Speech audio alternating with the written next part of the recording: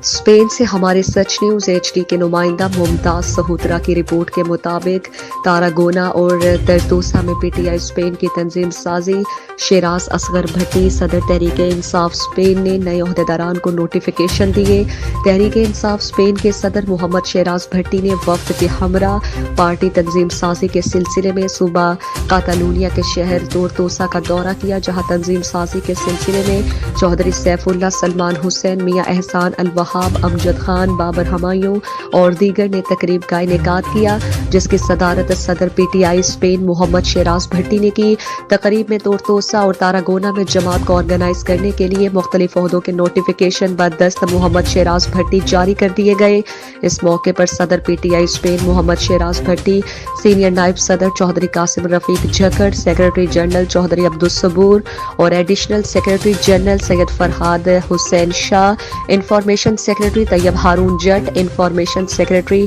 ویلنسیا وقار علی نے تمام نامزد عہدیداران کو مبارکباد پیش کرتے ہوئے اس امید کا اظہار کیا کہ تمام عہدیداران پارٹی کو تاراگونا اور تورتوسا میں مزید مضبوط آرگنائز کریں گے۔ اس موقع پر انہوں نے تقریب کے آرگنائزر اور میزبان چودھری سیف اللہ اور سلمان حسین کا بہترین میزبانی پر شکریہ ادا کیا۔